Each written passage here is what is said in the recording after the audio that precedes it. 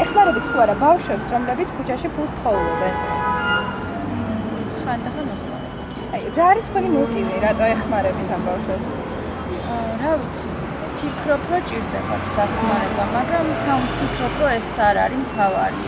ერთჯერადი დახმარება და წესით უფრო არხეთ მერი ან შესაბამისი ორგანოები უნდა ინტერესდებოდნენ, იმიტომ რომ გარდა იმისა, რომ თქვათ ამ ბავშვებს უჭირთ, პრობლემაც არის რა, შეიძლება კრიმინალად ჩამოყალიბდნენ. უკვე აქვთ ეს რაღაც გამოვლენები. ანუ ქუჩაში შეიძლება ვთქვათ თუ არ დაეხმარე, რაღაცა მოგაფრთხილონ ან რაღაცა და ანუ უკვე ფსიქოლოგიაც ისეთი მოყალიბდება და ყოველთვის ვფიქრობ ხოლმე მაგის თაობაზე, რა ვიცი, რაღაც მომდევნო მაგ პრობლემით არ არის დაკავებული. რომლებიც თუ არა გვაინტერესებს ბავშვებს, რომლებსაც ქუჩაში ფულს თხოვობენ. თუ გიფიქრიათ რაში იყენებენ ეს ბავშვები ამ ფულს? რატო ეხმარებით? მეცადებია. აი ბავშვებს, რომლებსაც ამუშავებენ მშობლები და რაღაცა იმათ შეგნებულად ამეხმარებენ. ნუ ვათხოვ, რომ ბავშვი შრომობს, რაღაცა მართლა ძალიან უჭირს, აი იმათ პატარა ციკლის ბავშვებს ამეხმარებენ. დანარჩენ ბავშვებს ეხმარებენ. შეძლების დაგვაროთ.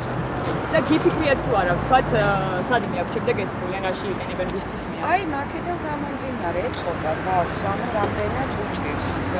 ხანდახან გვერდზე ბებია ელოდება, დედა ელოდება და აქედან გამომდინარე, იმიტომ ვახსენე თავიდან, რომ შეხედულების სამეფო ეხმარება.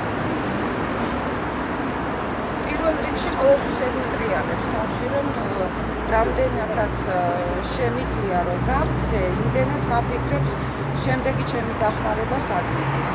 ეხმარებით თუ არა ბავშვებს, რომლებიც ქუჩაში ფულს თხოვობენ? რატო? რატო?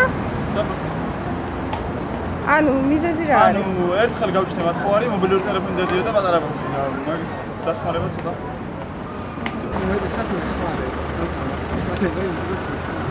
და რა თქვა გიფიქრიათ თუ არა სადმე ვისთან ან სადმე აქვს შემდეგ ეს ფული? და რაში იყენებენ? არა. ჩემს სახელს ვაკეთებ და დანარჩენი მოგეწევს. გიფიქრიათ თუ არა, თქვა სადმე აქვს შემდეგ ეს ფული? ვისთვის ჭირდება? უარეს შემთხვევაში წებოს სუნთქვა. და მაშინ რატო ეხმარებით? მაშინ რატო ეხმარებით? მაგრამ შეგიძლიათ არ მიცეთ და იმან აღარ დაყოს ეს წელი. ამდენი არ